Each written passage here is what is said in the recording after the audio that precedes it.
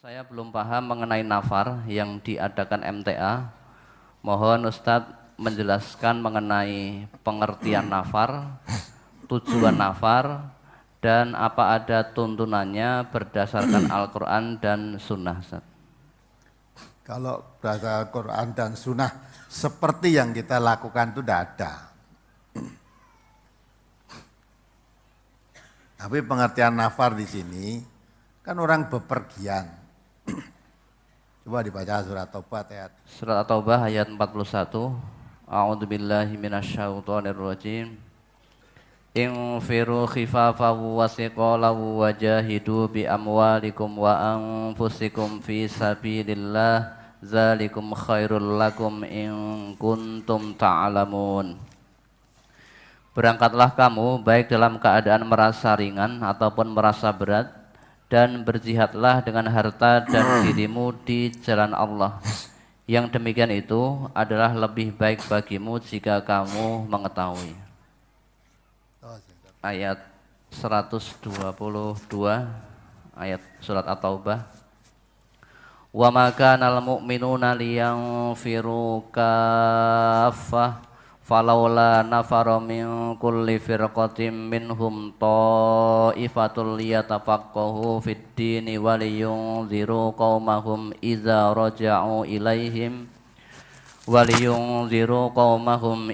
raja'u ilaihim la'allahum yahdharun. Tidak sepatutnya bagi orang-orang mukmin pergi semuanya ke medan perang. Mengapa tidak pergi dari tiap-tiap golongan di antara mereka beberapa orang untuk memperdalam pengetahuan mereka tentang agama dan untuk memberi peringatan kepada kaumnya apabila mereka telah kembali kepadanya supaya mereka itu dapat menjaga dirinya. Wa ma kanal mu'minuna liyanfiru kaffah. Falaula nafaro min kulli firqatin. Nah, nafar. Nafar itu pergi. Bepergian. Ya. Maka diterangkan di situ ya, tidak sepatutnya padahal dalam keadaan perang loh ya, tidak sepatutnya bagi orang mukmin itu pergi semuanya ke medan perang. Liyanfiru kafah. Falaula nafara min kulli firqatin minhum ta'ifatul liyatafaqahu fid din. Mengapa tidak pergi dan tiap-tiap golongan di antara mereka ya beberapa orang untuk memperdalam agama. Jadi nafar itu dalam ayat ini pergi untuk ngaji gitu loh. Pergi untuk memperdalam agama, mempelajari agama itu. Jangan di perang tuh semua perang. Tidak ada yang mendalami agama. Yang mendalami agama tujuannya apa? Untuk memberitahu nanti kalau sudah selesai tentara-tentara pulang dan sebagainya, lah yang ahli memahami tentang agama itu memberikan nasihat-nasihat, petunjuk-petunjuk, termasuk petunjuk dalam peperangan apa yang harus dilakukan. Yaitu artinya menjadi apa itu? Mendakwahi, memberikan nasihat sesuai dengan tuntunan agama. Maka nafar di sini adalah pergi untuk mendalami agama. Nah, di bulan Ramadan ini MTA juga mengadakan gerakan nafar pergi, meninggalkan markas ini ya untuk pergi ke daerah-daerah berdakwah, mempraktekkan hasil kajinya, antara lain bagaimana hidup kebersamaan itu, bagaimana menghormati yang tua kepada yang muda, yang muda kepada yang tua. Mas ini kan cuma yang tua harus hormat ya, kasih sayang pada yang muda hormat pada yang tua. Pelaksanaannya bagaimana? Dalam nafar itu nanti. Bagaimana hidup kebersamaan? Dalam nafar itu nanti dipraktekkan.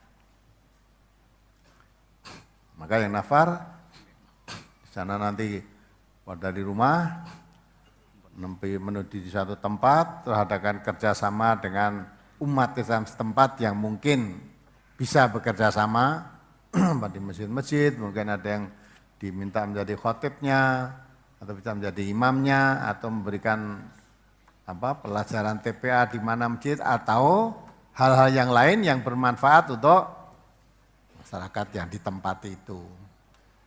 Nah, disitulah itu dilakukan nafar. Apa Nabi dulu melakukan begitu? Tidak. Ya, nafalnya tadi itu malah kalau nafar perang. Dalam keadaan perang pun jangan semua berangkat, harus ada ya golongan kamu yang khusus memperdalam agama, mengaji. Di dalam keadaan perang pun tidak boleh kok semua perang ngaji ditinggalkan, enggak. Apalagi kita dalam keadaan aman. Ya, perang wajah ngaji tidak boleh ditinggalkan, apalagi aman. Nah, itu pentingnya mendalami agama. Jadi nafar kita itu mendalami agama.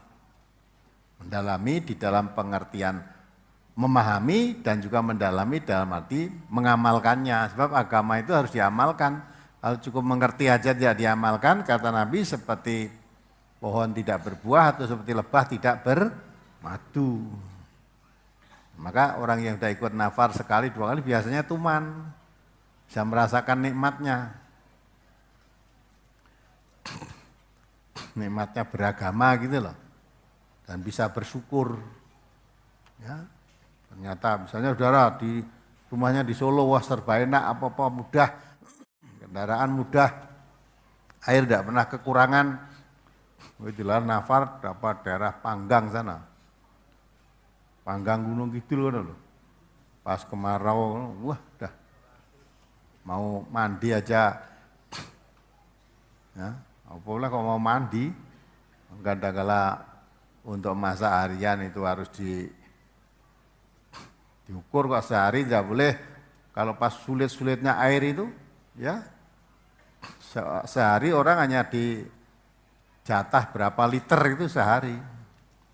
Karena wadus barang habis itu nanti. Mulai hidup di daerah semacam itu. Ya harus bisa hidup juga. Ya, biasanya neng omas atus sedina ping 3 atau ping 2 neng kono seminggu ratus ya kudu wani. Gitu. Ani, ngalami itu. Ada gunung gitu. Maka sering setiap musim kemarau daerah itu Parangkupito, Gunung Kidul itu sering minta kiriman air bersih dari MTA ini. Tapi karena kemarau sekarang itu kemarau basah, nah rupanya tidak butuh air.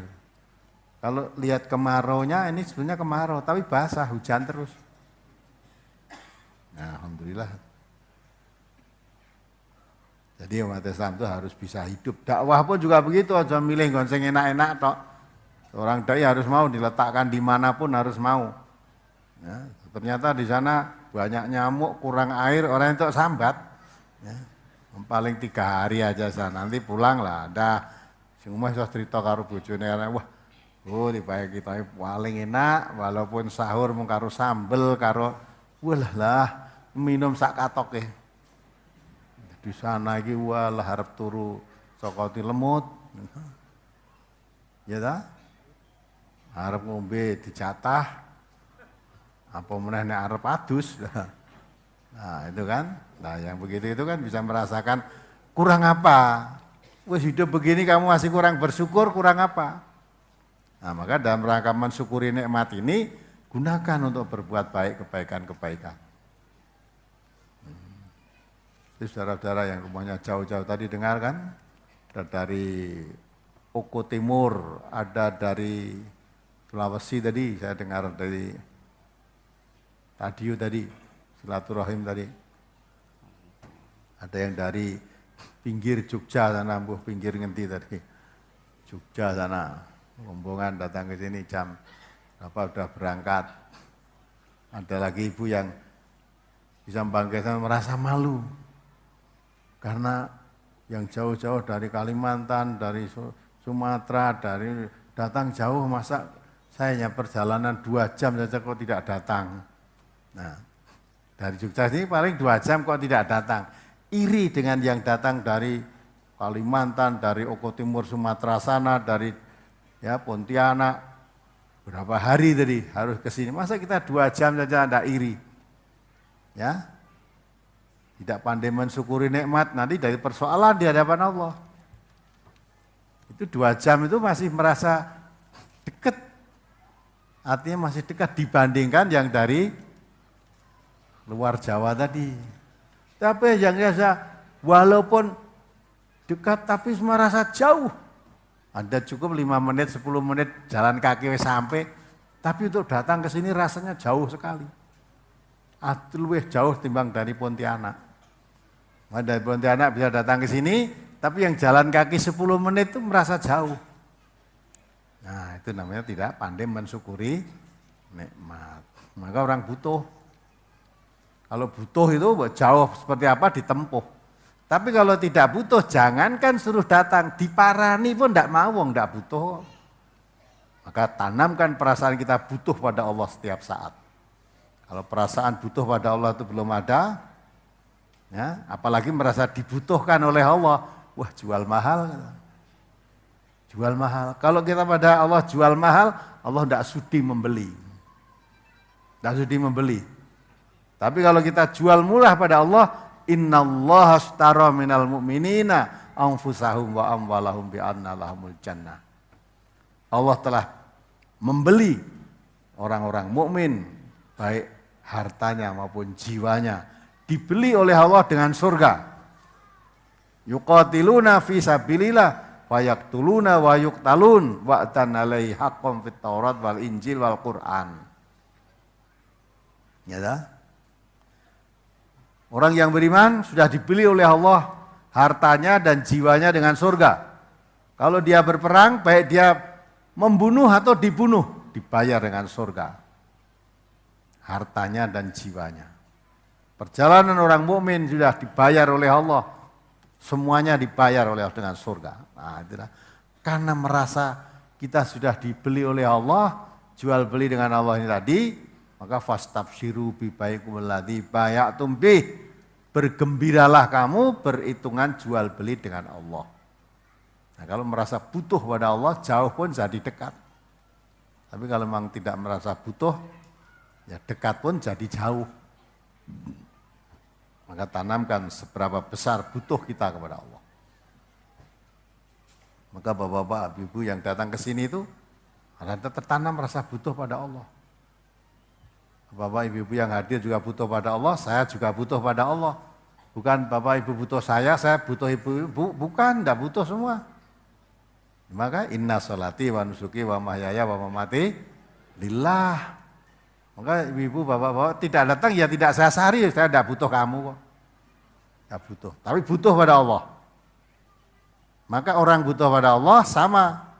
Panjenengan butuh Allah, saya butuh Allah, ketemu sama-sama dari ya butuhnya kepada Allah, Allah mencurahkan rahmatnya kepada kita semuanya. Nah, inilah pentingnya kita ngaji.